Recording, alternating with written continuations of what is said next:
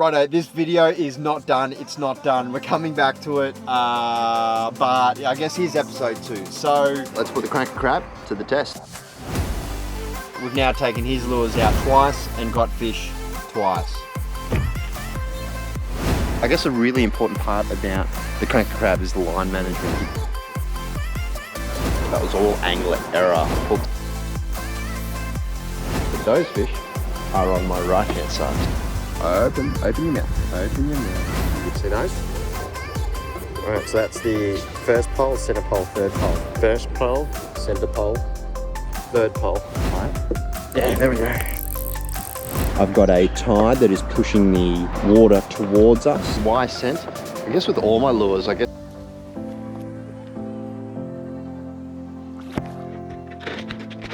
Episode 2, we've got the Cranka Crab. Now, I feel as though we get a few fish on it, but I don't really do it justice. Why don't I feel that? Because I've caught big fish on it before. I'm using a varied range of techniques. In this video, you're going to see a breakdown of one technique against some bridge pylons in a river. I then took the lure and then took it out to Meetung to hit some jetties and whatnot, and unfortunately I was getting mucked around a fair bit, and the wind was up in the afternoon as well, so it wasn't really conducive to me talking about lures with that gross windy sound going through the microphone. So we kind of skipped away from that and pushed pause. Now, for those of you that know me, know that every year I set a goal in terms of my fishing. Last year it was start to vlog. The year before that was to learn how to vibe and fish deep, and that kind of worked okay for me. This year, if you're following the Instagram, is to learn how to master the Cranka Crab. But I'd really like to have the knowledge over a full year of when to use it all the time. I'm pretty happy I can catch fish on it, but I'm not a master on it by any means.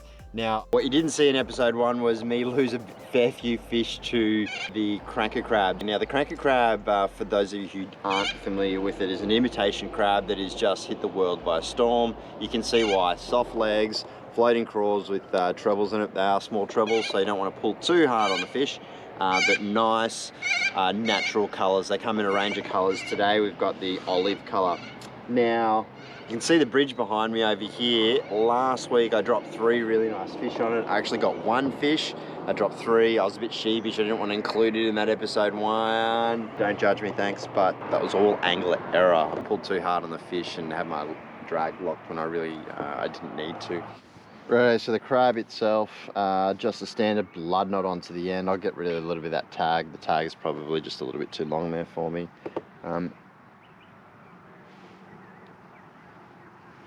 Use a pair of scissors, don't use your mouth.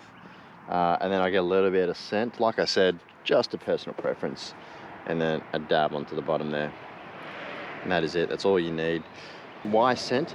I guess with all my lures, I guess I like the idea that the fish comes up to the lure, just hangs there for ever so second and convinces it to bite. And then once it bites, instead of releasing it and going, oh, this is a fake thing, I like the idea that it might hold on to it ever so slightly longer. Particularly with soft plastics, that might be a bit of a, might be the go. The first point I'd say with the Cranka Crab that is probably well understood is that you got to leave it. You've got to work out where the fish are, present the lure into the fish and leave it in their face for the longest amount of time. Now, I find there's 2 types of Cranka Crab bites. There's the bite that you get as the lure comes off the side of the jetty or the pole on the drop and it gets hit and you see the tick and the line just starts cutting straight away. That's one. The other one is when the lure is on the bottom and you are working it ever so slowly. A fish is following it, maybe a second fish turns up, and then the fish commits to biting it after that. That bite is much slower than the first. That's personally how I find these bites. They're either quite slow or quite crunchy and quite rapid. Either way, the lures work, so I've got no doubt. Now let's have a look at what's going on here.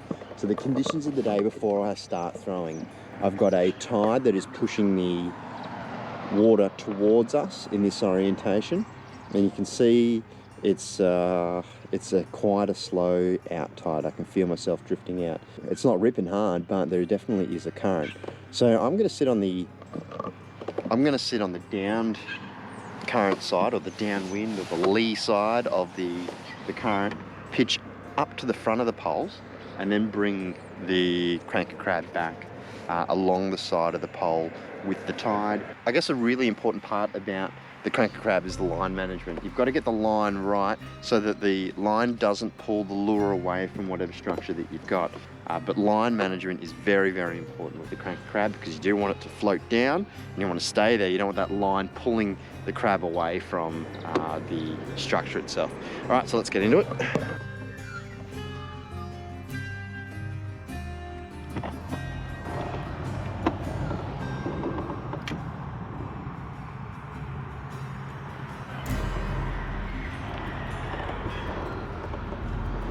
How good is that? Softly, softly, softly, softly. Actually, I wound it back into the pole, use my 360 drive. So use my 360 drive there to come back under, to pull the line closer to the pole. And then went soft again, and then I felt the tap. Nice and soft.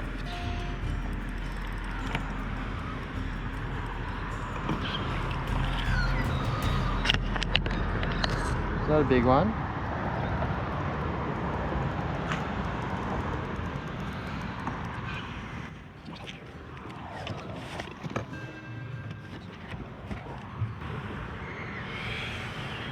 There it is. On the crab, the little fishes on the crab. Oops.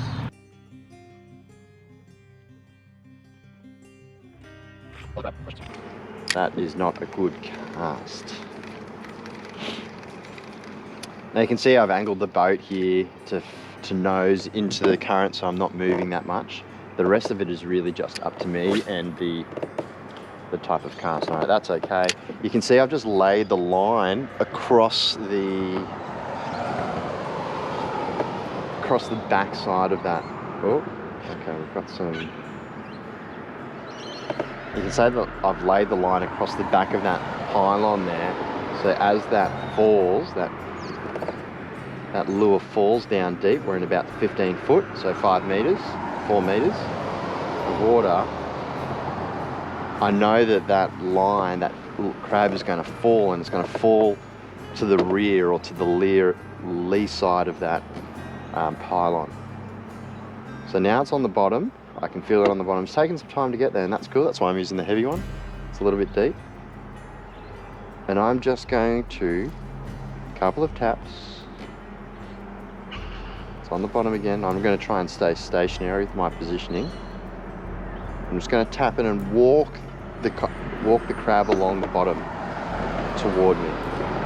Oh, I think I just got a tap. No, that was... So now I'm just going past this pole here on the left. I'm going to have a look at what is on it. And there does not appear to be fish on the left-hand side, but those fish are on my right-hand side. So this one here on the right. So let's turn this kayak around and have a flick at the back side. Rightio. I've just gone past this pole and there's fish in here. So let's have a look. See those? Alright, so that's the first pole, center pole, third pole. They look different because I was moving past them at a bit of speed. So that tells me that, look over here, I've got first pole, center pole, third pole. So in the centers, I'm going to try and see if I can find a fish. Let's see how we go. Lots of slack line, so it is a natural presentation and a natural sink.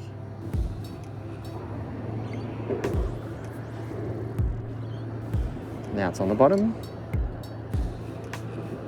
2, 3, 4, 5, 6, 7, 8, 9, 10. It's taking ever so slightly a small amount of line in so I can actually feel what's going on. 2, 3.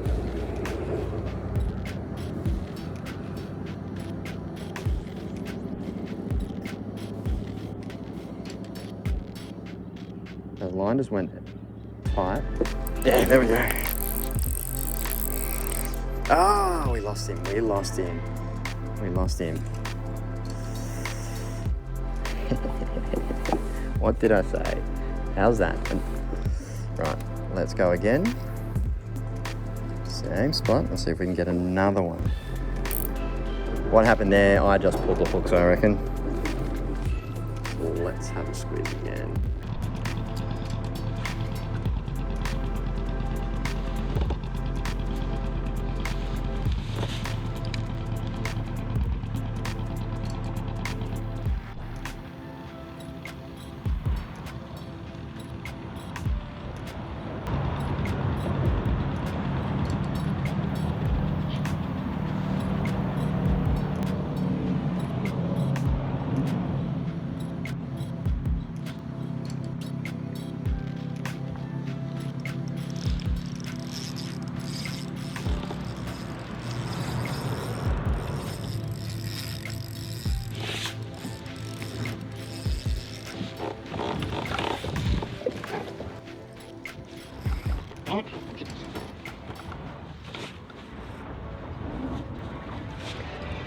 See? You can get him. How good is that? Just leave it down the bottom.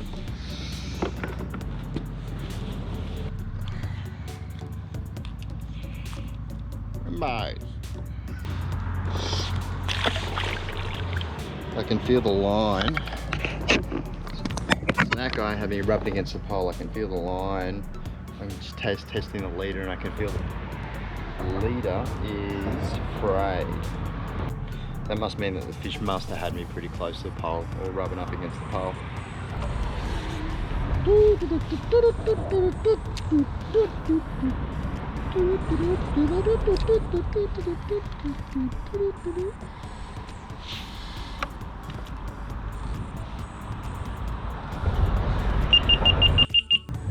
.38 fork. Look at it. What do? Open your mouth. Open your mouth. You big gobbin. Well in there. How good is that? And I'll try and lay the line on parallel to the pole. Oh my god, that is a horrible cast.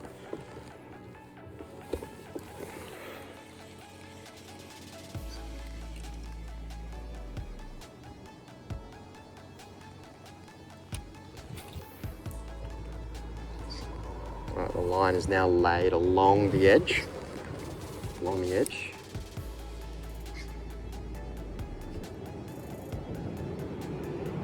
Hopefully got some crab action here. Good.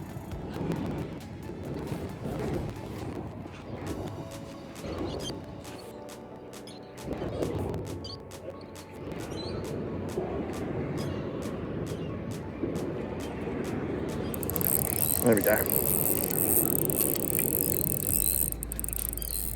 Oh, it's just come off. That's the second time I've pulled the hooks. Why does that happen? Well, that's actually my fault. So I've got a rod that's a 5 kilo rod on it, and I really give the fish a working over where I don't need to. You'll notice a big difference between when I drop the fish on the first couple of videos versus when I get them on the next one. One, I am just reefing it up. There is no drag going. On the other one, I've got a blade freak, which is a miller rod that's got this multi-loading thing. It's really soft, the drag is off, the fish just comes in without a problem at all. So two different techniques there, one correct, one incorrect on this side and one correct on that side. Anyway, like I said, it's a quick one. The chapter is still open. Enjoy your week.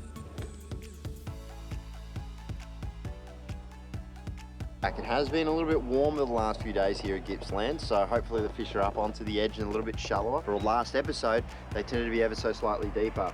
Now I've got the heavy one as well, the 5.9 gram. I'd personally like to add a tiny little bit of scent to the bottom of the crab. It's not required. The glue actually has some scent attractant in it, but that I think is just a confidence thing for me.